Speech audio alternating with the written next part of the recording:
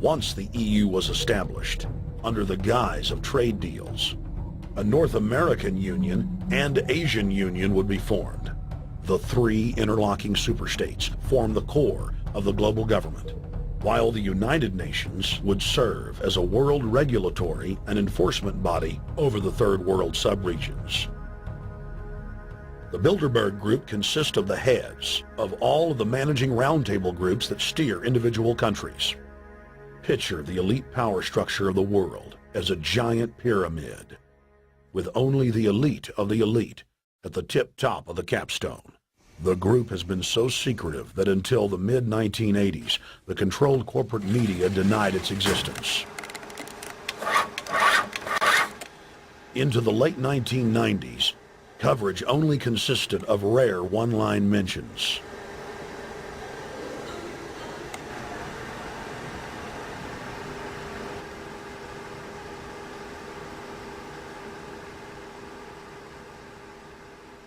With the rise of the alternative media, their stranglehold on information has begun to slip. What we do hear coming out of those meetings is incredible about the plans of the New World Order to consolidate power.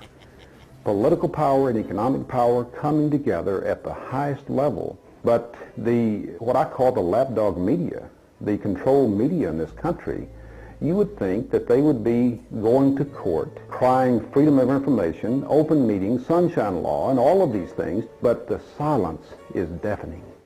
Why is it the major media would deny this? Let's look at the ownership of the major media.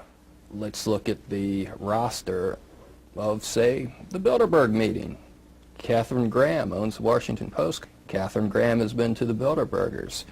Conrad Black, one of the largest media barons in Canada and Europe, has not only been to these meetings, but he has hosted the meeting just a few years ago. Every year they meet in secret, and there is an absolute news blackout. There is never anything reported in any of those papers. David Rockefeller himself thanked the media for keeping this all hushed up.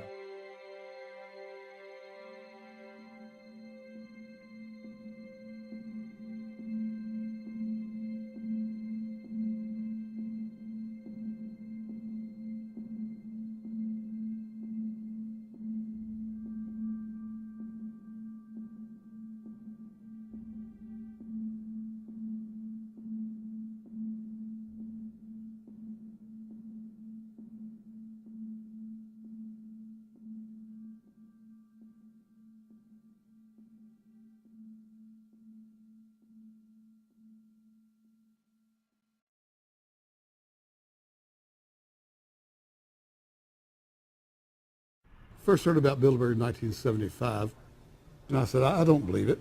That's not possible. Who in hell's Bilderberg? I spent 20 happy years with metropolitan newspapers. All the wires are clicking at my ear. That could not happen without me knowing about it.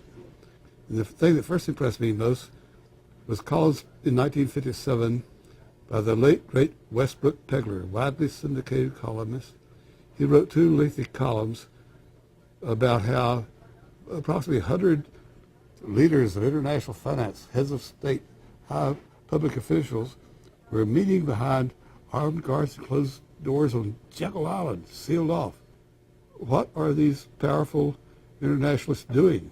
And why is it so secret? Why do they have armed guards outside? Why is it sealed off? The newspapers totally ignore it. Not a word. Total blackout in the United States.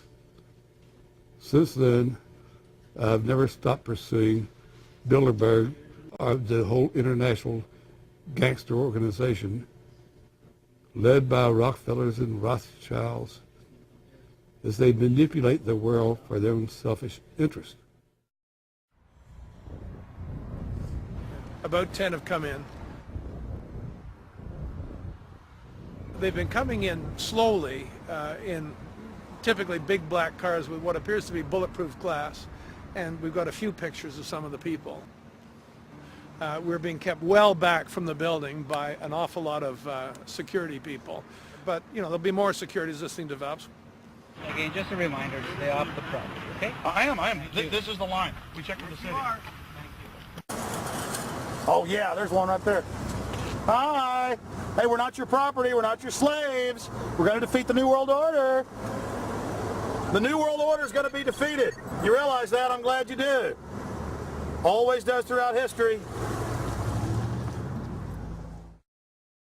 Now, I think what is very difficult for most people to understand is how such a small group of 125 men and a few women control a population base of 6 billion people. Actually, it's much easier than you think. These people work on what I call systemic methodology, meaning that you take a pie, just imagine you take an apple pie and you slice this apple pie into lots of very small pieces, and you put in front of each one of these pieces your men or women of trust.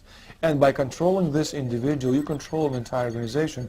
For example, if you take Paul Wolfowitz, who runs the World Bank, through him you can control the entire organization. You don't need to control what the dishwasher or the toilet cleaner thinks or does or believes in. You just need to control what he does and what he believes in.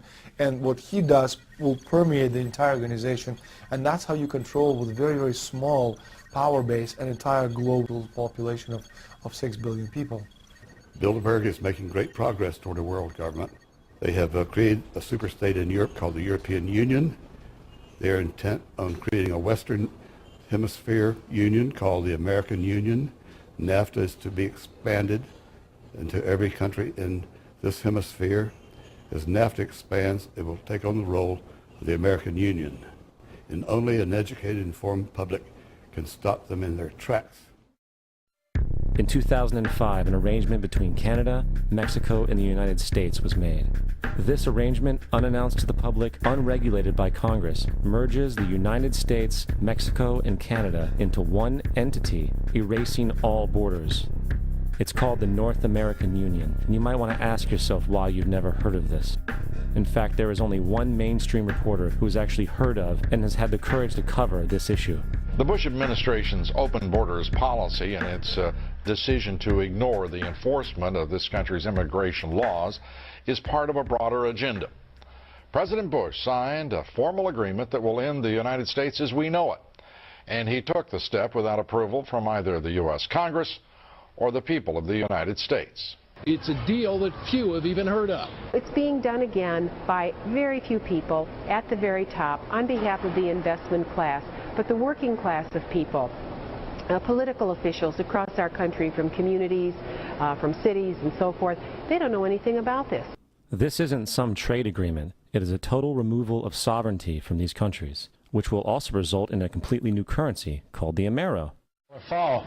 Apart from that, I think one thing people who are dollar-based need to focus on is the Amero. That's the one thing that nobody's talking about, but I think it's going to have a big impact on everybody's life in Canada, the U.S., and Mexico. The Amero is the proposed new currency for the North American community, which is being developed right now between Canada, the U.S., and Mexico to make a borderless community, much like the EU, and the dollar, Canadian dollar, U.S. dollar, and the Mexican peso replaced by the Amero. By default of this agreement, the American Constitution will eventually be obsolete. You would think that a situation like this would be on the cover of every major newspaper.